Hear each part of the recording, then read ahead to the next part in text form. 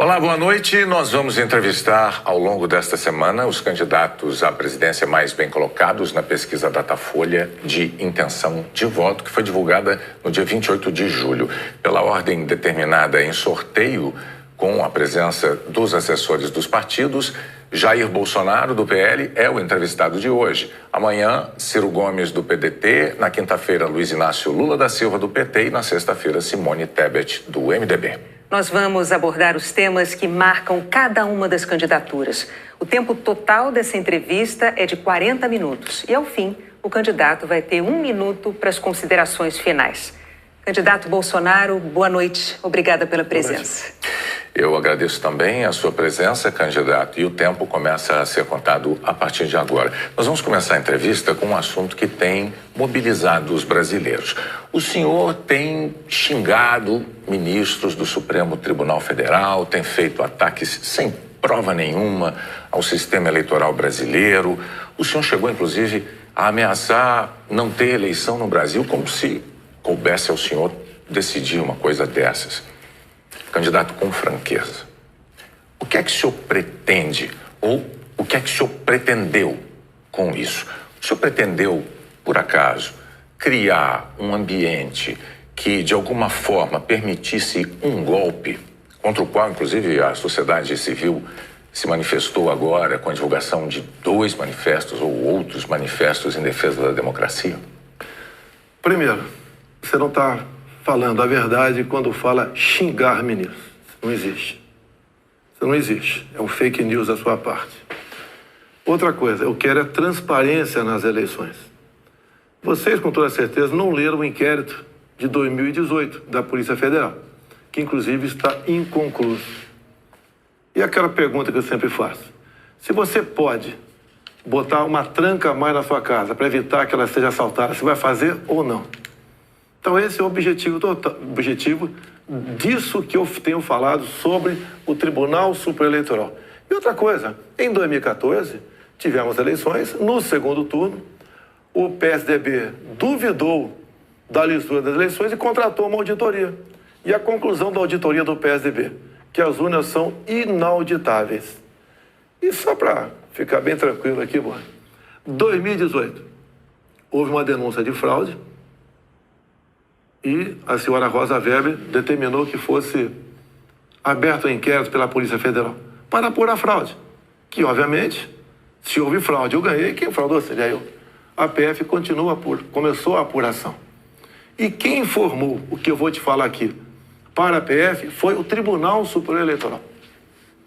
Numa das partes do inquérito está assinado pelo chefe do TI do TSE que hackers ficaram por 8 meses dentro do TSE, inclusive com a senha de um ministro, de nome Banhos, além de senha de outros 5 servidores.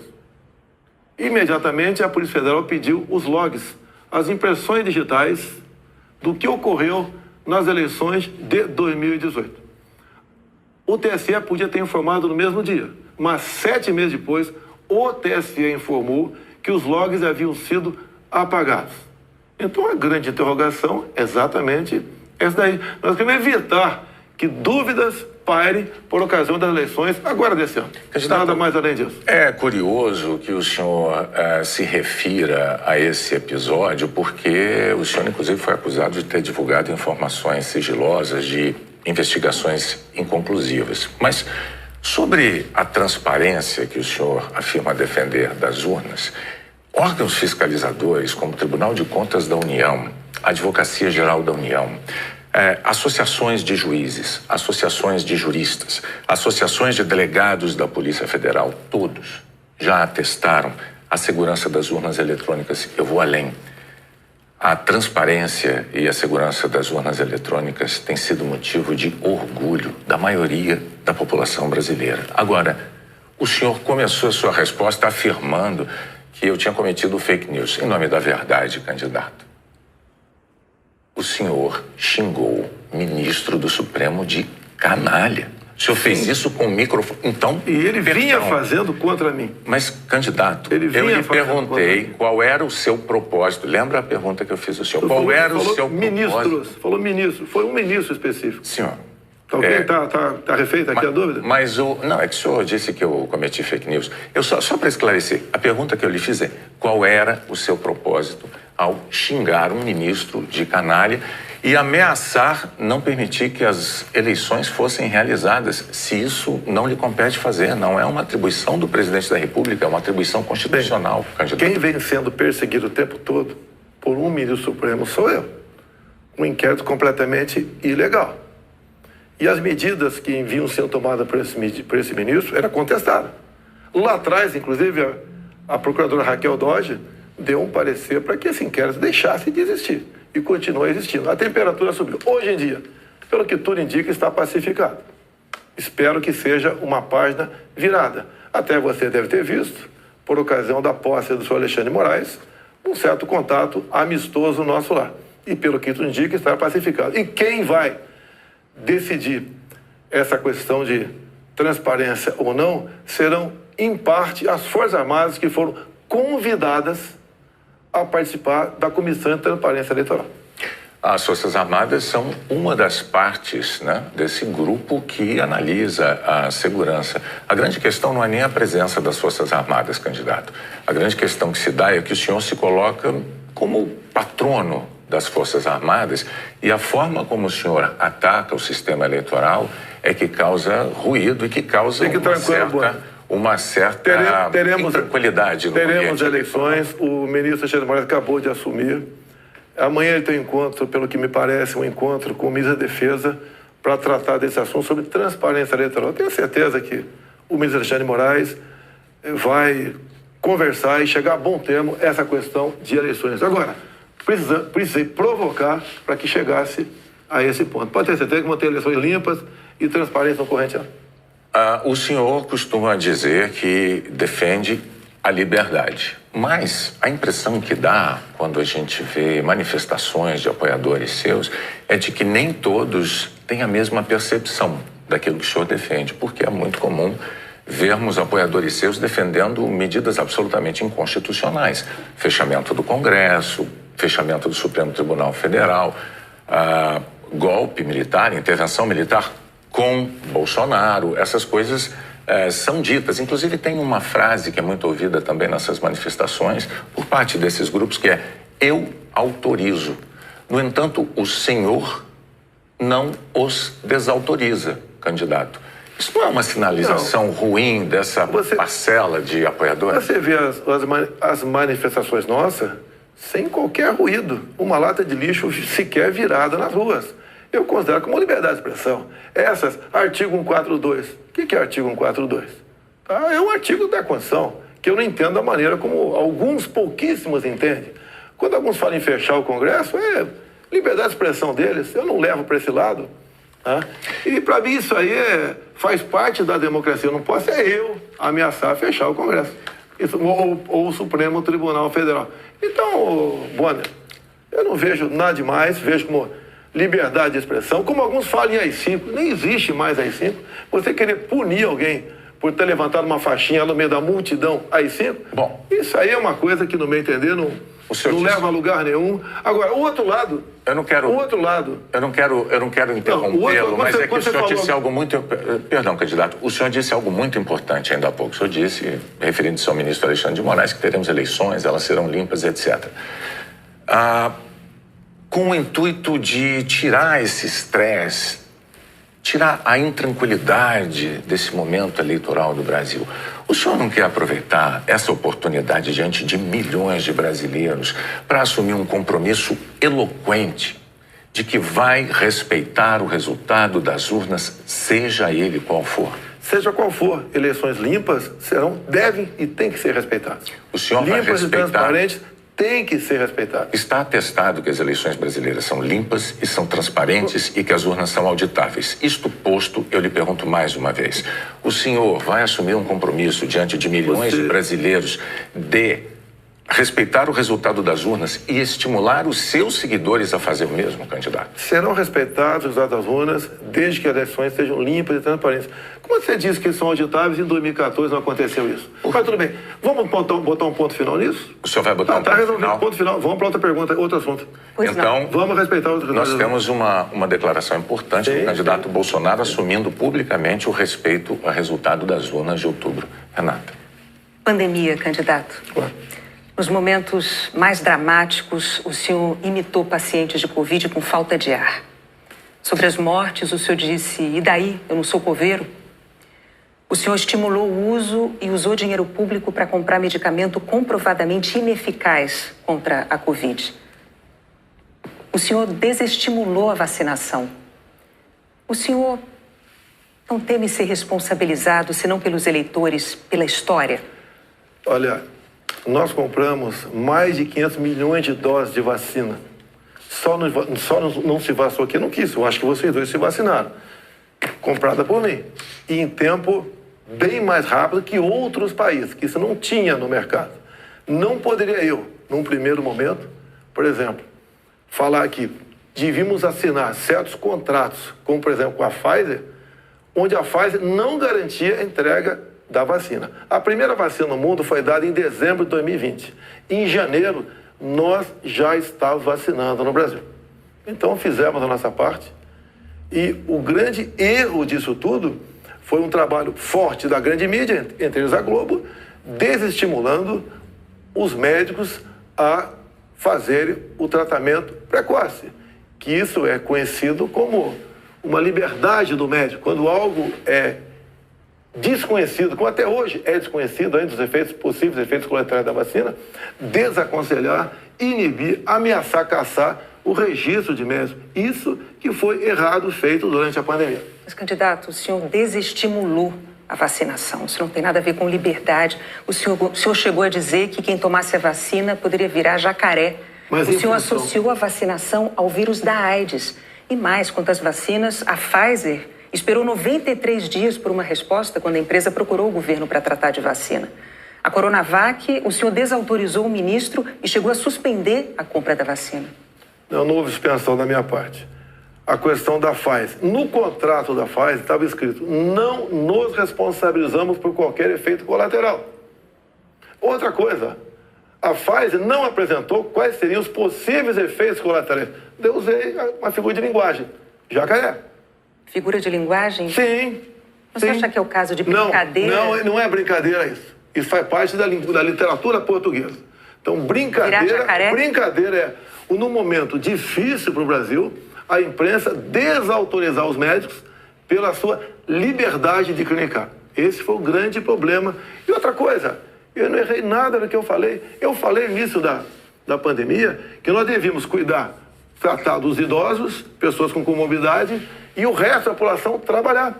Isso eu falei e não errei. Hoje, muitos países já falam que o lockdown foi um erro, que as pessoas se contaminavam muito mais em casa do que nas ruas. E outra coisa, se falava em fazer o que o lockdown? Lockdown 1 mês, 2 meses no máximo para achatar a curva. Durou mais de 1 ano o lockdown. E até hoje continua gente falecendo por Covid. Ou seja, o lockdown serviu sim para atrapalhar a nossa economia e contaminar mais pessoas ainda em casa. Candidato, mas as medidas socioeconômicas importantíssimas, elas foram adotadas por governos no mundo inteiro justamente para sustentar o fique em casa no pico da pandemia, fique em casa se puder. Para que as pessoas pudessem proteger a própria vida e, ao mesmo tempo, receber um amparo econômico. Para evitar o colapso dos hospitais, aliás, como nós vimos em Manaus. Pessoas morrendo com falta de oxigênio por um erro de logística e gestão do seu ministro da Saúde. Negativo. Menos de 48 horas estavam chegando já cilindros lá em Manaus. Lá foi uma coisa atípica, anormal, que aconteceu de uma hora para outra.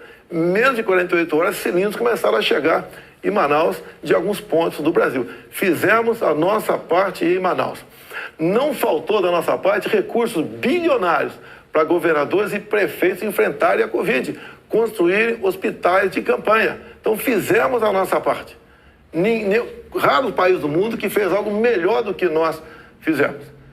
E o resultado, até o OMS reconhece isso daí. Fizemos a nossa parte. O senhor mencionou 48 horas. O fato é que Manaus ficou uma semana, mais de uma semana, 9 dias, sem receber o apoio às pessoas com falta de oxigênio nos hospitais. Não é verdade isso. Agora, não é verdade. Candidato, sobre o seu comportamento, com as frases que eu mencionei, imitando pacientes com falta de ar, muitos viram isso como um sinal de falta de compaixão. Eu queria que você botasse no ar eu imitando falta de ar. Realmente... Mas falta de compaixão... Bom, então você começou a mudar. Desculpe, você começou a mudar, tudo bem. Para eu completar a minha frase, muitos viram isso como uma falta de compaixão, de solidariedade com os doentes, com as vítimas, com os parentes das vítimas. O senhor se arrepende? A solidariedade, eu me manifestei conversando com o povo nas ruas, visitando a periferia de Brasília, vendo pessoas humildes que foram obrigadas a ficar em casa sem ter um só apoio do governador ou prefeito. Isso que aconteceu. E nós fizemos exatamente o quê? Demos o auxílio emergencial imediatamente. 68 milhões de pessoas humildes começaram a receber o auxílio emergencial. Eles estavam condenados a morrer de fome dentro de casa. O senhor não se arrepende das declarações? Ou ir para as ruas fazer o que não queriam. Poderiam ter um caos na rua, caos porque pessoas com fome iam para a rua. Criamos imediatamente o auxílio emergencial. Fizemos a nossa parte. Demos tanto dinheiro para governadores e prefeitos que a gente não tem notícia de eles terem atrasado folha de pagamento ou até mesmo 13º. E quando tivemos a oportunidade de investigar fraudes, aquela CPI do circo feita por Renan Calheiros, Omar Aziz e Randolfo Rodrigues, não quiseram investigar os desvios de recursos enviados para 9 governadores do Nordeste. Fizemos a nossa parte e tratei com muita seriedade essa questão. Agora, não adotei o politicamente correto. Não estimulei. Inclusive, o que eu falei é que quando foi decidido o que era essencial, o trabalho essencial, eu falei, deve ser todo aquele necessário para o homem ou a mulher levar o pão para dentro de casa. A própria MS concordou comigo nessa questão. Então o senhor chama isso de politicamente incorreto? O senhor não se arrepende do seu comportamento, das frases que fez, imitando pessoas com falta de ar, como solidariedade com as famílias que sofreram? Você acabou de falar que eu não imitei falta de ar e voltou a falar em falta de ar novamente. Você voltou a falar em falta de ar novamente. 700 mil mortos. A minha pergunta é muito específica. O senhor se arrepende Lamento as mortes.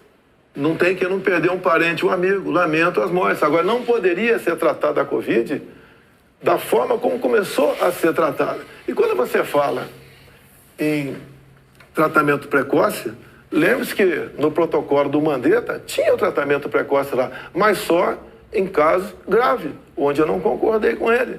No início, o protocolo do Mandetta era vá para casa. Quando sentir falta de ar, procura um hospital. Eu falei, procurar para quê se não tem remédio? E não tinha vacina também naquele momento. Bom, vamos falar de economia? Eu só queria observar, a Renata não retirou observação sobre o fato de o senhor ter imitado pessoas com falta de ar. Ela disse, não.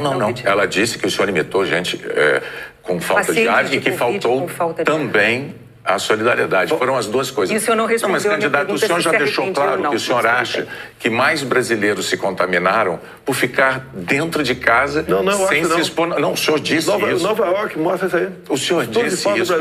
Então, vamos agora para a economia. Dentro de casa que fora de casa. Vamos para a economia. Vamos para a economia, que é um tema que o senhor também gostaria de abordar certamente. Em 2018, como candidato, o senhor disse assim, numa entrevista: eu sei do que é que o povo precisa.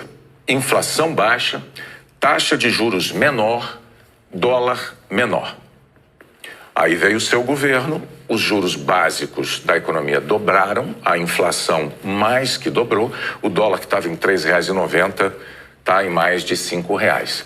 É verdade que tudo isso se deu num cenário de pandemia e num cenário também de guerra na Ucrânia. Ocorre que esse cenário não mudou, não é? A pandemia não acabou, infelizmente, e a guerra da Ucrânia é uma realidade ainda.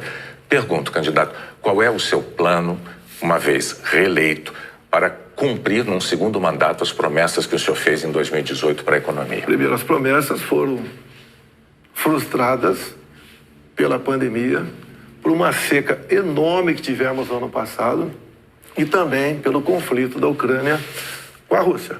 Se você pegar os dados de hoje, você vê o Brasil como talvez o único país do mundo com uma deflação. Um país onde vai ter uma inflação menor do que, por exemplo, a Inglaterra, menor que os Estados Unidos. Você vê também que a taxa de desemprego tem caído no Brasil. os números da economia são fantásticos, levando-se em conta o resto do mundo. Nós não podemos... Se fosse apenas o Brasil com esses problemas, eu seria o responsável. O que nós pretendemos fazer? É continuar exatamente na política que estamos fazendo desde 2019. A grande vacina a favor da economia em 2019 foram reformas, como, por exemplo, da Previdência. Foi, por exemplo, a Lei da Liberdade Econômica. Foi a modernização das NRs, das normas regulamentadoras. Milhares de normas nós deixamos de lado, nós revogamos. Então, a grande reforma da economia foi feita, a grande vacina foi feita em 2019, que fez com que nós pudéssemos suportar 2020. Nós pegamos 2020 e 2021 e tivemos um saldo positivo de quase 3 milhões de empregos no Brasil. Diferente de 2014 e 2015, que tivemos uma perda de quase 3 milhões de empregos no Brasil. Isso é sinal do quê? Competência da equipe econômica. Programas, como por exemplo o Pronamp e o BEM, preservaram mais de 10 milhões de empregos no Brasil. O próprio auxílio emergencial, num primeiro momento R$600, fez com que a economia, em especial nos pequenos municípios, o município não colapsasse. Então essas medidas, entre outras, fizeram a gente romper 2020 e 2021. 22, quando veio a guerra agora, problemas nós tivemos. Fui na Rússia negociar fertilizantes com o presidente Putin. Se não tivesse ido, não teria ido fertilizante para a nossa safra agora, desse segundo semestre. Não, isso é importante. Não. Isso garantiu que a segurança alimentar do nosso Brasil e do mundo. Só para concluir, então, num segundo mandato, o senhor daria sequência aos planos que foram estabelecidos e desenvolvidos no primeiro mandato. Bonner, você pode ver, Bonner, nós somos o 7º país mais digitalizado do mundo, tá? Nós fizemos muita coisa no Brasil, atendemos realmente a todas as camadas da sociedade. Só agora, na questão do IPI, a proposta do Paulo Guedes, que está parada no Supremo Tribunal Federal, nós pretendemos diminuir impostos de 4 mil produtos em 35% de IPI. Para o segundo mandato. Não, desse agora. É que a proposta parou no Supremo Tribunal Federal. Há semanas. Agora, senhores, para que a gente possa abordar... Isso começou há 2 meses a redução de IPI, não foi de agora. Para que nós possamos abordar nessa entrevista o maior número de temas, vamos prosseguir, vou falar sobre meio ambiente. Em 2020, o seu então ministro do Meio Ambiente, Ricardo Salles, disse que era para aproveitar que a imprensa toda estava focada na cobertura da pandemia para ir desregulamentando as leis ambientais, o que ele chamou de passando a boiada. Fato é que, no seu governo, a taxa anual de desmatamento da Amazônia deu um salto, é a maior em 15 anos. O senhor continua apoiando essa política de desregulamentação? Olha, você tem que pensar que na Amazônia você tem quase 30 milhões de habitantes lá. Tem 30 milhões de brasileiros na Amazônia. Primeira preocupação é essa. Outra, qualquer propriedade lá tem que preservar 80% e pode usufruir de 20%. Eu tentei, nos primeiros 2 anos de mandato, fazer a regulação fundiária, para saber, por exemplo, qualquer local desmatado ou com foco de calor, de quem é o CPF daquela propriedade. O presidente da Câmara não colaborou para botar essa proposta avante. Agora, quando se fala em Amazônia, por que não se fala também agora na França, que há mais de 30 dias está pegando fogo? A mesma coisa está pegando fogo na Espanha e Portugal. Califórnia pega fogo todo ano. No Brasil, infelizmente, não é diferente. Acontece. Grande parte disso aí, alguma parte disso aí é criminoso, sei disso. Outra parte não é criminoso. É o ribeirinho que toca fogo ali na sua pequena Uma coisa propriedade. É incêndio natural, outra coisa é o desmatamento. Mas tem incêndio, o Pantanal Sul-Mato-Grossense é comum pegar fogo de forma espontânea. Agora, candidato, a favor das críticas dos especialistas à sua política ambiental, tem os números. No seu governo, a taxa anual de desmatamento da Amazônia saltou de 7.500 quilômetros quadrados em 2018 para 13 mil ano passado. O levantamento do MAP Biomas mostrou que 97% dos alertas de desmatamento emitidos desde 2019 não foram fiscalizados pelos órgãos responsáveis, 97%. Especialistas dizem que quando o senhor desautoriza, por exemplo, a destruição de equipamentos pelos órgãos fiscalizadores ou quando o senhor desmonta órgãos como o IBAMA, o senhor está passando uma mensagem de incentivo a quem desmata ou ao garimpo ilegal. Primeira coisa, a destruição, como dá em lei, é se você não puder retirar o equipamento daquele local. O que vinha acontecendo, e ainda vem, infelizmente, é que o material pode ser retirado, do local, porque se chegou lá pode ser retirado. E há o abuso de uma parte. E como eu disse para você, tem locais... De qual parte? Tem locais na Amazônia ali que é permitido. Mas desculpa, eu não entendi. Abuso de qual parte? Do órgão fiscalizador? Sim, por parte do IBAMA. Sim. Por que, candidato? O que seria um Mas abuso o seguinte, do IBAMA, o que diz a lei... na defesa da floresta? O que diz a lei, um trator, por exemplo, você tem que tocar fogo se não puder retirar daquele local. O que e muitas vezes o pessoal do IBAMA faz? Toca fogo mesmo podendo retirar o material de lá. Mas a quem interessa defender a posse de um trator utilizado para derrubar árvores na Amazônia, candidato? Mas não está derrubando árvore na Amazônia, está derrubando em áreas, muitas vezes... Mas a lei não fala se um local é permitido ou não. A quem interessa, candidato? A lei não fala. Tem sido destruído, vem ser destruído. A minha orientação é cumprir a lei. Nada mais além disso. E os órgãos fiscalizadores... Olha só, a Amazônia é do tamanho da Europa Ocidental. Ali na Amazônia cabe uma Alemanha, cabe uma França, cabe uma Itália, cabe um Portugal, cabe um montão de países. Você pensa que fiscalizar, evitar que pegue fogo... Mas só para entender, então, sobre a desautorização dos órgãos fiscalizadores para destruir equipamento apreendido... Não desautoriza, mando cumprir a lei. A lei fala que se o material pudesse retirar de lá, assim como entrou, não é para ser destruído. Mas com que propósito mesmo? Eu não entendi. Cumprir a lei. Propósito, cumprir a lei. Faz lá dentro, eu tenho aqui uma aspas. Tem quase 30 milhões de pessoas que têm que sobreviver. Eu tenho aqui uma aspas em que o senhor diz que não é para queimar nada, maquinário nem trator. Mas vamos adiante, o fato é que, sobre o meio ambiente, em 2018, o mundo tinha uma visão sobre o compromisso ambiental do Brasil. Hoje, o mundo vê o Brasil como um destruidor de florestas. Num segundo mandato, o que o senhor vai fazer para mudar essa imagem? Primeiramente, destruidor de florestas. É uma mentira. Ninguém quer destruir floresta, né, por livre e espontânea vontade. O acordo Mercosul-União Europeia estava travado. Com os problemas agora da guerra, Ucrânia, Rússia, a União Europeia quer acelerar o acordo conosco para o Mercosul. Dizer mais, a Alemanha está usando combustíveis fósseis. Por quê? Se eram os países que diziam que nós devíamos cada vez mais buscar aí energia limpa. Concordo com eles. Mas a realidade é outra completamente diferente. Não é a realidade aquilo que a gente acha que deve ser. É o que tem que ser. Países da Europa já estão em contato conosco, por exemplo, atrás do hidrogênio verde. O Brasil será uma grande potência fornecedora de energia hidrogênio verde. Como já temos acertado, né, no limite máximo, temos até o equivalente a 50 Itaipus na costa do Nordeste. E nós vamos exportar esse hidrogênio verde para a Europa toda. Ou seja, o Brasil é um exemplo para o mundo. Você pega, está na minha frente por coincidência aqui, por exemplo, as áreas reservadas em países outros para a agricultura, não é pecuária, é agricultura. Somente a União Europeia é de 45% a 65%. Você pega países como a Alemanha, 56% para a agricultura. Então, você pega o Reino Unido, 63% para a agricultura. O Brasil preserva 2/3, 66% da sua área verde. O Brasil não merece ser atacado dessa forma. Vamos falar, porque no fundo há um interesse no agronegócio. É deixar o Brasil de lado. Agora, cada vez mais o mundo vê, uma própria presidente do OMC disse, há 2 meses, 3 meses atrás, disse o quê? Que o mundo, sem o agronegócio do Brasil, passa fome. Ou seja, a realidade está aí. Vamos ver se o Brasil consegue mudar essa imagem. Vamos tentar mudar, sim. Bom, vamos falar de política agora, candidato. Muito importante isso agora.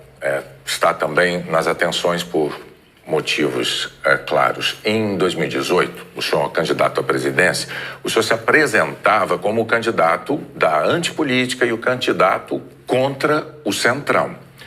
Na convenção do seu partido, o general Heleno chegou a cantar se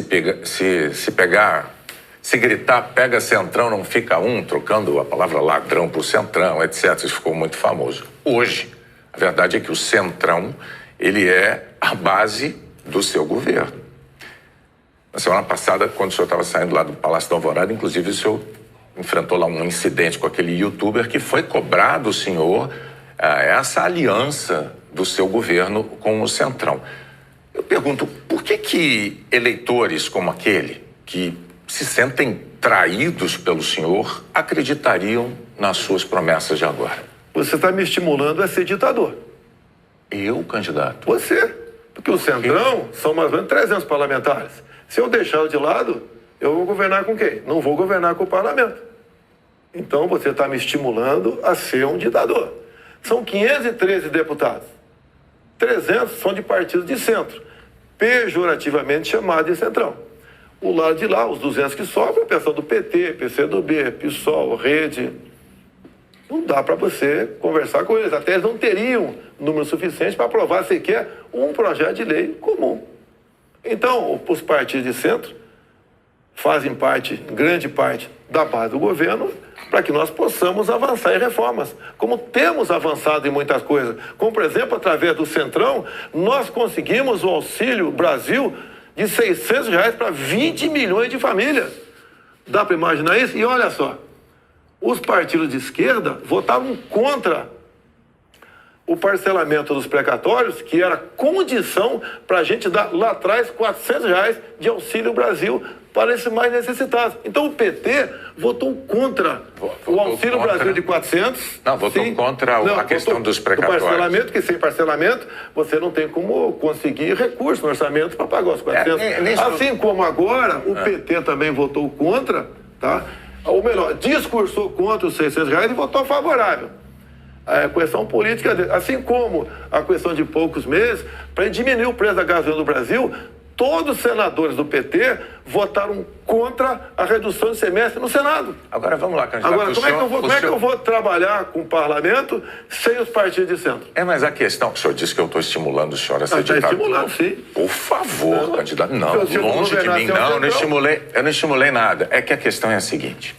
Em 2018, o senhor chegou a dizer, até com propriedade, que governos anteriores tinham feito alianças com o Centrão. Mas o senhor disse criticamente que esses governos anteriores tinham feito nomeações com interesse político partidário e que isso tinha tudo para dar errado. O senhor chegou até a concluir assim: por isso eu não integro o Centrão. Mas recentemente, há dias, o senhor, com muita naturalidade, disse assim: eu sempre fui do Centrão, eu vim do Centrão. Aí eu tenho que perguntar ao candidato, em nome da clareza para os eleitores, em qual dessas duas afirmações o eleitor deve acreditar? O senhor sempre foi do Centrão? Ou o senhor, como disse em 2018, diz: eu nunca fui do Centrão por esse motivo? No meu tempo não era Centrão, não existia Centrão. Como assim? No meu tempo, esses partidos que eu já integrei não eram tidos como partido central. Agora, o importante, Boni, nós estamos num governo sem corrupção. Eu indiquei ministros pelo critério técnico. Eu não aceitei pressões de lugar nenhum para escalar ministros. Qual governo teria o ministro padrão Tarcísio de Freitas na infraestrutura? Padrão Marcos Pontes na ciência e tecnologia? Padrão a Tereza Cristina na agricultura, padrão Gilson Machado no turismo, uma pessoa desconhecida até chegar no meu governo, padrão Onick Lorenzoni, que eu considero como um coringa meu, padrão Braga Neto, que esteve na defesa, ou seja, padrão Salles, uma pessoa excepcional, padrão atualmente o ministro Juca do meio ambiente. Então essas pessoas que deram um impulsionamento ao governo. Estamos governando com competência e sem corrupção, porque não tem indicação política para esse ministério. Vários ministros, então, aproveitando a deixa, eu vou falar de um tema importantíssimo para o futuro do Brasil, que é a educação. No seu governo, o senhor indicou 5 ministros diferentes. Um deles caiu justamente por um escândalo de ter beneficiado pastores com dinheiro da educação e diz que foi a seu pedido no caso de um dos pastores. Qual é a dificuldade de escolher um bom ministro da educação? Por muitas vezes, depois que a pessoa chega, a gente vê que ela não leva jeito para aquilo. Não foi só da educação. Ele teve acusação. Ele teve morte de prisão. Ele foi preso, inclusive. Agora, conseguiu habeas corpus logo em seguida. Agora, fiquei sabendo depois, né? Que o Ministério Público do DF foi contra a prisão dele. Agora, veja só... Foi contra a prisão dele. Por quê? Não tinha nada contra ele. Se tiver hoje em dia, é outra história. Até aquele momento não tinha nada. A questão de ter 2 pastores, um que está no gabinete dele, qual é o problema? Agora, se ele faz besteira, e se essa pessoa Agora, nós começamos a investigar o caso Pastores. Não foi a Polícia Federal. Nós começamos a investigar com a CGU. Agora, só na área da educação, o primeiro-ministro escolhido pelo senhor caiu depois de 3 meses porque, por causa de um escândalo, pediu que professores gravassem slogans de campanha seu. O segundo ministro praticamente fugiu do Brasil depois de ter insultado ministros do Supremo. O terceiro ministro nem chegou a assumir porque maquiou o próprio currículo. O quarto ministro envolvido num escândalo de corrupção. Quais são os critérios que o senhor usa para escolher um ministro de uma área tão vital para o futuro do país? As pessoas se revelam quando chegam. Atualmente, eu tenho um excelente ministro da Educação. Acontece, é igual um casamento, muitas vezes. Mas o senhor concorda que essa alta rotatividade prejudica? O ideal era não ter rotatividade. O ideal era não ter rotatividade nenhuma, mas acontece. Outros ministros foram trocados também. Bom, por vários motivos. Agora, depois desse escândalo do MEC... Que escândalo do MEC, Bonner? A saída do ministro... Mas a saída é escândalo, MEC? Não é escandaloso, candidato. Sim. Um ministro destinar dinheiro da educação para 2 pastores dizendo que o presidente da República indicou um deles... Cadê o duto cadê o duto do dinheiro vazando ali? Cadê o dinheiro? Candidato, não sabemos. Cadê o dinheiro aparecer? Você não sabe? E está me acusando? Não, está acusando o Milton por isso? O senhor tem todo o direito de achar que não foi um escândalo. Nós vamos adiante. Depois do caso do ministro Milton Ribeiro no MEC, o senhor atenuou um pouco o seu discurso de que não havia corrupção no seu governo. Antes não tinha corrupção. Hoje, o senhor diz que os casos pipocam.